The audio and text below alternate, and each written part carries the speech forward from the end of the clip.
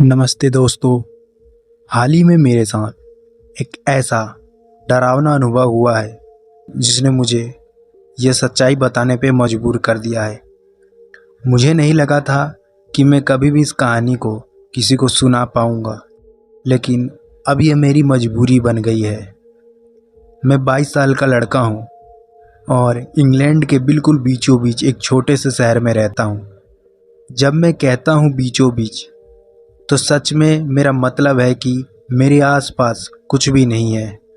मेरे को थोड़ी तकलीफ़ है और मैं थोड़ा डिप्रेशन में भी रहता हूँ, जिसकी वजह से कई बार मेरे दिमाग में अजीब सी कल्पनाएं आती हैं या फिर डरावने सपने आते हैं।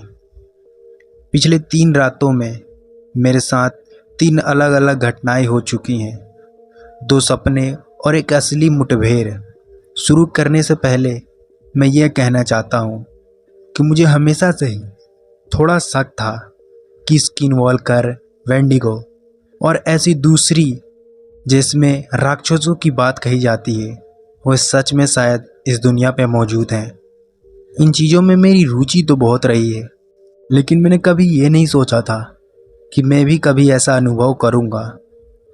सब कुछ शुरू हुआ मंगलवार की एक रात को। मैं दोपहर 3 बजे काम से घर आया और रोज़ की तरह खाना खाया और फ़ोन पर स्क्रॉल किया और फिर एक छोटी सी झपकी ली। बाद में एक्सबो पर अपने दोस्त से बात की। रात के 11:45 बजे के करीब मैं एक्सबो बंद करके दांत साफ किया, पानी पिया और सुबह के लिए 5:25 और 5:30 बजे का अलार्म सेट किया। लेकिन जैसे ही मैंने अलार्म सेट किया, मुझे एक अजीब सा डर और उलझन महसूस हुई। ऐसा लगा जैसे कोई मुझे देख रहा हो। यह अनुभव भी हो सकता है क्योंकि मेरे कमरे की बनावट कुछ ऐसी ही है। कमरे में घुसते ही सबसे पहले खिड़की दिखाई देती है, जो इतनी बड़ी है कि मैं आराम से बाहर निकलकर छत पर खड़ा हो सकता हूँ। छत फ्लैट है क्योंकि वह हमेशा घर के एंट्रेंस का हिस्सा रहा है। बात करते करते मैं विषय से भटक रहा हूँ। जैसा कि मैं कह रहा था, मुझे लगा कि कोई मुझे खिड़की से झांक कर देख रहा है। पर्दे के छोटे छेद से हिम्मत जुटाकर मैंने पूरी तरह पर्दा हटा दिया, लेकिन मुझे वहाँ कुछ दिखाई नहीं दिया। मैंने इसे थकावट समझकर नज़रअंदाज कर दिया और सो गया। लेकिन रात को जब मेरी नींद खुली और मैंने किसी को मेरा नाम पुकारते हुए सुना, बहुत धीमी, जैसे कोई फुसफुसा रहा हो, पर आवाज़ में कुछ अजीब सा था। मैं उठकर घर से बाहर चला गया। सब लोग अंदर सो रहे थे। मैं अपनी गली में चलने लगा, लेकिन अजीब बात तो यह थी कि गली अभी ख़त्म ही नहीं हो रही थी, जैसे कोई मुझे सपने में पुकार रहा हो। करीब 50 गज की गली को पार करने में हफ्तों लग रहे थे। आखिरकार मैं आगे बढ़ने लगा और वो आवाज़ अब ज़्यादा तेज हो चुकी थी। मैं एक पुराने वीराने पड़े बिल्डिंग की ओर चल पड़ा। बचपन से उस इमारत को देखकर मुझे हमेशा से अजीब लगता था। जैसे जैसे मैं पास गया, मुझे सड़ी हुई मांस की बदबू आने लगी, इतनी ज़बरदस्त कि ध्यान ही नहीं रहा कि कोई ज़ोर ज़ोर से मेरा नाम चिल्ला रहा है, जे जे जे। मैं अपनी पहचान छुपाना चाहता हूँ, इसलिए मैं सिर्फ अपना नाम जे ही बताऊँगा। मैं उस इमारत के दरवाजे तक पहुँचा और तभी मेरा अलार्म बजा और मेरी नींद खुल गई। मैं इतना घबरा गया था कि मुझे समझ में नहीं आया कि मैं जाग रहा हूँ या सपना चल रहा है। मेरे पापा ने मुझे देखा और कहा, तूने भूत देख लिया है क्या? क्योंकि मैं थोड़ा हिला हुआ था, लेकिन फिर भी मैं काम पर चला गया। अगले दिन वही रूटीन, पर दिमाग में वही सपना घूम रहा था। एक्सबॉक्स पर दोस्त से बात करते हुए मैंने उसे ये सारी चीज़ें बताई। एक दोस्त ने कहा, ये स्किनवॉल्कर लग रहा है जो तुझसे बात करने की कोशिश कर रहा है। मैंने तो हमेशा सुना था कि ये पीछा करते हैं या छल करते हैं, पर यह तो जैसे कुछ कहने की कोशिश कर रहा था। मैं डर गया और उस दिन जल्दी ही सो गया। वही मोबाइल स्क्रॉल करते करते और रात की तैयारी के बाद मैं सो गया। जैसे ही मैं सोने वाला था, वही अजीब सा डर का एहसास मुझे फिर से होने लगा, जैसे कोई मुझे फिर से देख रहा हो। मैंने खिड़की से बाहर झांक कर देखा, लेकिन हमेशा की तरह वहां कुछ भी नहीं था। पर इस बार मैं ज़्यादा सतर्क था। अब जो मैं आपको बताने जा रहा हूँ वह सच में बहुत ही असली लगता है, और हर बार जब मैंने अपने दोस्तों को यह बात की है, मुझे उल्टी सा महसूस होने लगता है। उसके कुछ देर बाद मैं सो गया, लेकिन इस बार का जो मुझे सपना आया था, उस सपने में मैं हिल तक नहीं पा रहा था। मेरा पूरा शरीर में बस मेरा हाथ ही था जो थोड़ा बहुत मैं हिला पा रहा था। ये क्या हो रहा था मेरे साथ इस बार, मुझे कुछ समझ में नहीं आ रहा था। आप शायद अंदाज़ा लगा चुके होंगे कि मेरे साथ क्या हो रहा था, कि तभी फिर से मेरा नाम उसी तरह बिगड़ी हुई आवाज़ में कोई पुकारने लगा। लेकिन इस बार वह आवाज़ मेरे नाम के साथ एक और बात बोल रहा था, जे तुम्हें मेरी मदद करनी होगी प्लीज़। बार बार एक ही बात बोले जा रहा था। फिर मुझे खिड़की पर खरोंचने की आवाज़ सुनाई दी, जैसे किसी ने नाखून से शीशे पे खिंचाव किया हो, और उसी के साथ वे चीज़ मजाकिया लहजे में कह रही थी, मुझे अंदर आने दो। और एक अजीब सी हंसी हंसने लगा था वो। मेरे पास बस एक ही काम करने की ताकत थी, पर्दा हटाने की। बड़ी मुश्किल से मैंने अपना हाथ आगे बढ़ाया और पर्दा को हटाया, लेकिन वहाँ कुछ भी नहीं था। लेकिन ना जाने फिर भी वो आवाज़ अभी आए जा रही थी लगातार। मैं अब सच में बहुत ज़्यादा डर गया था। तभी मेरा अलार्म बजा और मैं हड़बड़ा कर उठा। तुरंत नीचे गया, चेहरे पर पानी मारा और काम के लिए तैयार हो गया। पर दिन भर मेरा मन बेचैनी में ही था। मैं कुछ भी सोच नहीं पा रहा था। जैसे ही कोई मेरा नाम पुकारता, मेरी सांसें तेज से चलने लगती और मैं पसीने से भीग जाता। घर आकर मैंने सोचा कि शायद यह सब मेरे उन बीमारियों की वजह से हो रहा है, और मुझे ये सब स्लीप पैरालिसिस भी हो रहा है। हाँ, यह थोड़ा अजीब तो लगेगा सुनने में, पर उस वक्त जो हर एक मुमकिन चीज़ हो सकती थी आजमाने के लिए, मैं वो चीज़ आजमाने को तैयार था, जिससे मैं अपने आप को दिलासा दे सकूं। तो मैंने सोचा क्यों ना आज रात को थोड़ा टहल लिया जाए सोने से पहले। और ना जाने क्या सोचकर मैंने वही रास्ता लिया जो पहले दिन मेरे सपने में आया था। अब जब मैं पीछे मुड़कर सोचता हूँ तो मुझे लगता है कि यह सबसे बड़ी मेरी बेवकूफ़ी थी। जब मैं उस पुराने सुनसान घर की तरफ जा रहा था, तब मुझे बहुत अजीब सा लग रहा था, क्योंकि शाम का वक्त था और चारों तरफ बहुत ही ज़्यादा शांति थी। रात के तकरीबन अभी केवल 8 बजे हुए थे और सड़क लगभग सुनसान पड़ चुकी थी। एक दो गाड़ियाँ ही थी जो वहाँ से गुजर रही थी। मैंने खुद से कहा, अरे यार, ये तो बहुत ही अजीब बात है। अभी केवल 8 ही बजे हैं और पूरी गली सुनसान है।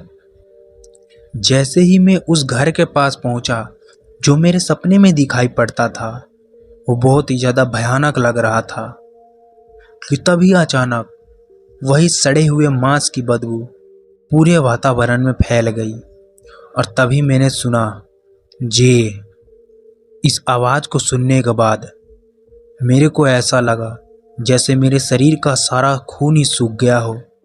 मेरी आंखों के ठीक सामने अंधेरा छा गया। मैं इतना ज़्यादा डर गया था कि मुझे पता ही नहीं चला कि मैं उस घर के ठीक सामने खड़ा था।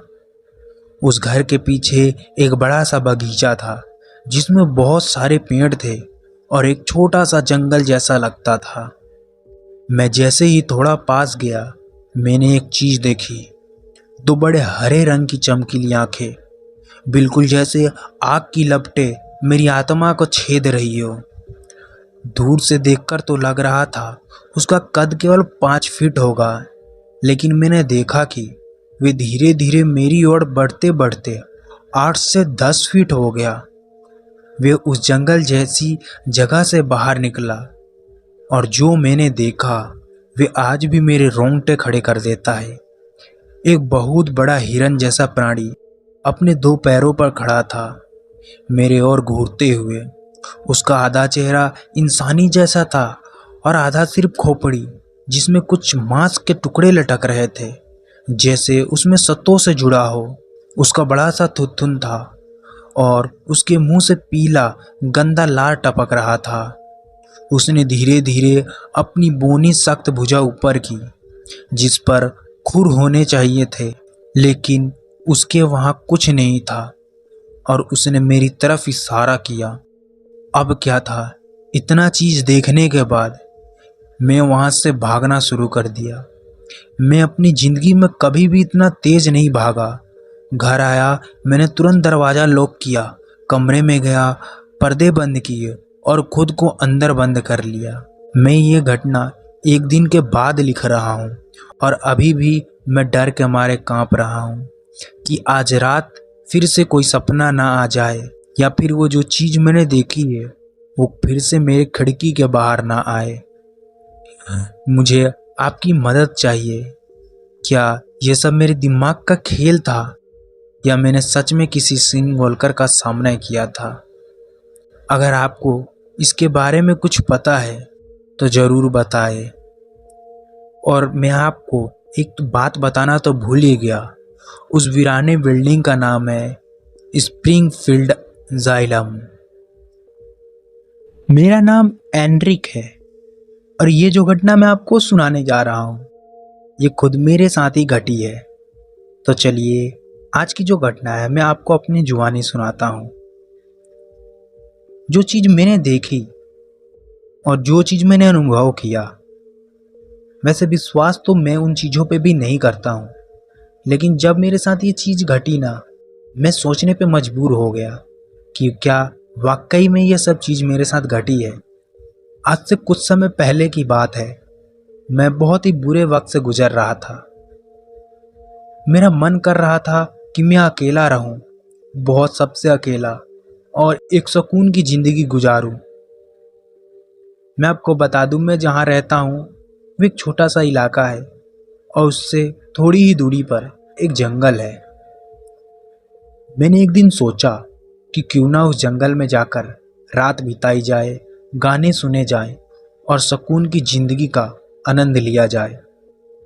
एक दिन की बात है, शाम के समय मैंने डिसाइड किया कि मैं उस जंगल में जाकर एक रात बिताऊंगा।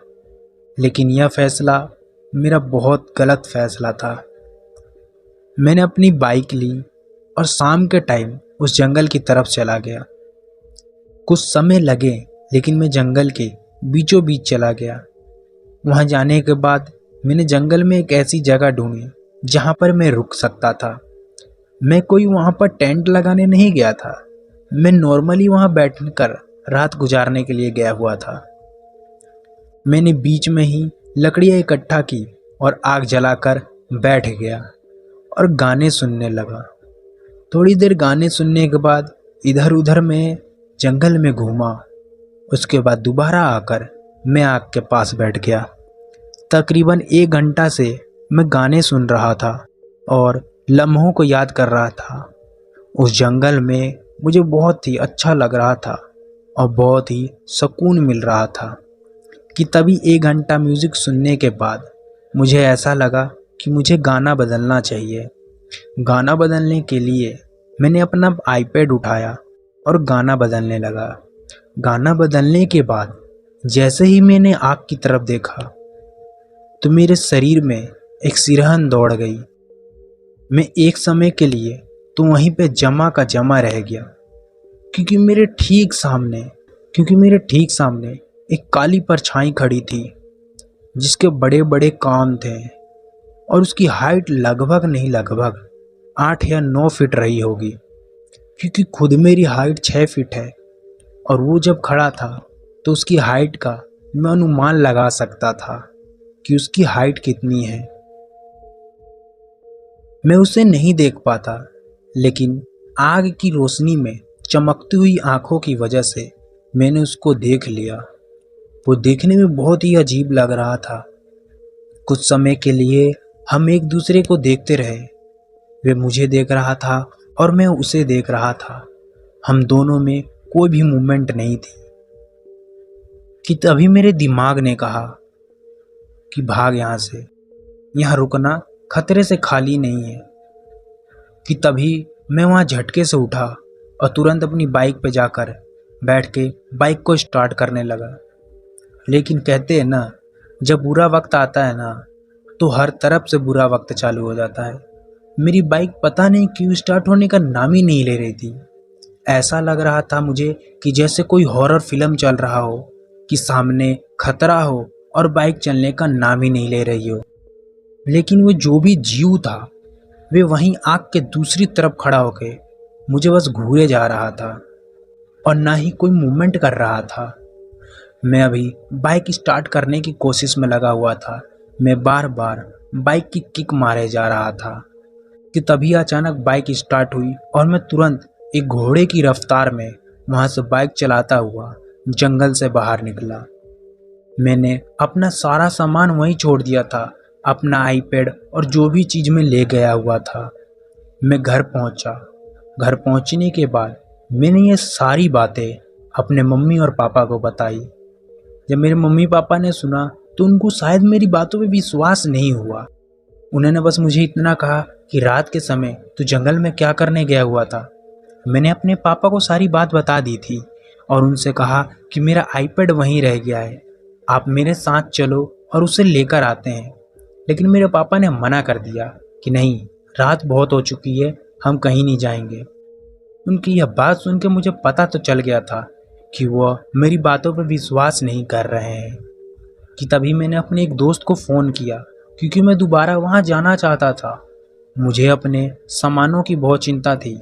मुझे कोई फ़र्क नहीं पड़ रहा था कि वो चीज़ क्या है और क्या नहीं, क्योंकि अगर उससे मुझे मारना होता तो वो मुझे उसी समय मार देता जब मैं अपनी बाइक को स्टार्ट करने की कोशिश कर रहा था।